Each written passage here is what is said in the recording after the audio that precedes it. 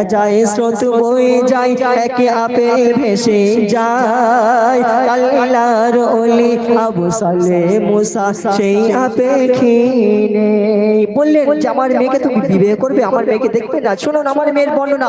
আমার মেয়ে কানা, আমার মেয়ে খোড়া, আমার মেয়ে বুবলো, আমার মেয়ে কথাও বলতে পারে না। আচ্ছা আপনারা সুস্থ দেমাকে একটা কথা বলেন, যদি এখানে কোনো যুবক একটা চুরি করতে যায়, চুরি করতে গিয়ে যদি ধরা পড়ে, সেই ঘরের মালিক যদি বলে যে আমার মেয়ের সঙ্গে তোমাকে বিবাহ দেবো, যদি বলে যে আমার মেয়ে কানা খোড়া বোবা নুলো কুৎসিত কথাকার কিচ্ছু করতে পারে না, আচ্ছা কোনো ছেলে কি সেই মেয়েকে বিবাহ করবে?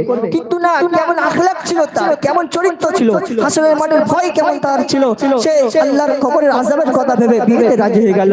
যখন বিয়ে হয়ে গেল, বাসরাত একে অপরের সঙ্গে দেখা করবে, আলিঙ্গন করবে। বাসরাতে গিয়ে যখন আবু সালে মুসা জঙ্গি রাহমাতুল্লাহ আলাইহি দরজায় নক করছেন, কি বললেন আসসালামু আলাইকুম ইয়া আহলাল বাইত বলে যখন ঘরের মধ্যে প্রবেশ করলেন, তখন ঘর থেকে আওয়াজ এলো ওয়া আলাইকুমুস সালাম ওয়া রাহমাতুল্লাহি ওয়া বারাকাতুহু।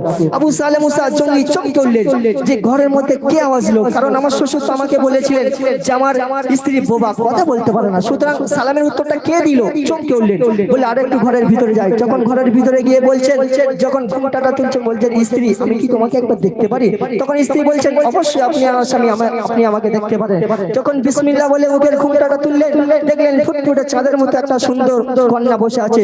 তখন আবু সালে মুসা জঙ্গি রাহমাতুল্লাহ আলাইহি চমকে উঠলেন, গিয়ে ঘর থেকে যখন পালাতে যাচ্ছে, শ্বশুর ঘরের সামনে দাঁড়িয়ে আছে। যখন শ্বশুর আবু সালে মুসা জঙ্গি রাহমাতুল্লাহ আলাইহি হাতটা ধরলেন, বলছে কোথায় পালাচ্ছ বাবা? তখন আবু সালে বলছেন হুজুর আমি আরেকটা ভুল করে ফেলেছি। কি ভুল করেছো? আমি আপনার মেয়ের ঘরে না গিয়ে অন্য একটা মেয়ের ঘরে গিয়ে ফেলেছি।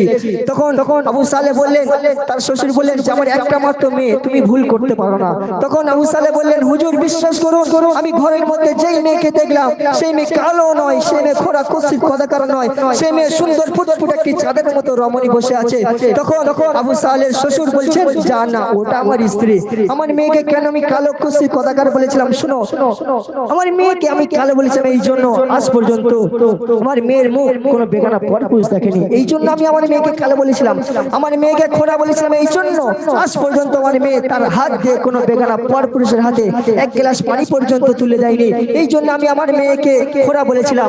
আমার মেয়েকে আমি নুলো বলেছিলাম এই জন্য, আমার মেয়েকে আমি কালো বলেছিলাম এই জন্য আজ পর্যন্ত কোনো বেগানা পরপুরুষের সাথে আমার মেয়ে নিজের পা দিয়ে হেঁটে কোনো পরপুরুষের সঙ্গে দেখা করতে যায়নি। আজকের জামানায় দেখবেন আমার মা বোনেরা এবং আমার ভাইয়েরা যে এমন একটা ফিতনা জামানায় পড়ে আছি যে এক একটা হয়তো বললে আপনারা রাগ করবেন, কিন্তু তো শেষ কথাই কবি এত মূল্যবান কথাই বলছেন, খুব খেয়াল করে শুনে কবি কি লিখছে শুনবেন। আল্লাহর ভয়ে ভীতু হয়ে রাজি হয়ে যায়, অন্ধ বোবা কানা মেয়েকে সে বিয়ে করে নেয়।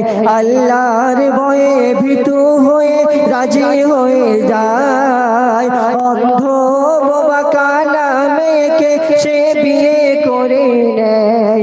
বাসর ঘরে বউকে দেখে সে ঘর ছেড়ে পালায়, বলে এত অপূর্ব সুন্দরী নারী আমার বউ তো নয়। বলে সাইফুদ্দিন আমিনী,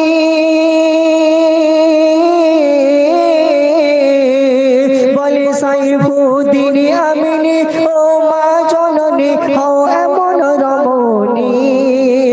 বলে সাইফুদ্দিন আমিনী ও মা জননী হও এমন রমণী, তবেই তোমাদের গর্বে হবে আব্দুল কাদের জিলানী। ওই দেখা যায় স্রোত এক আপেল ভেসে যায়, আল্লাহর ওলি আবু সালে মুসা সেই আপেল কিনে।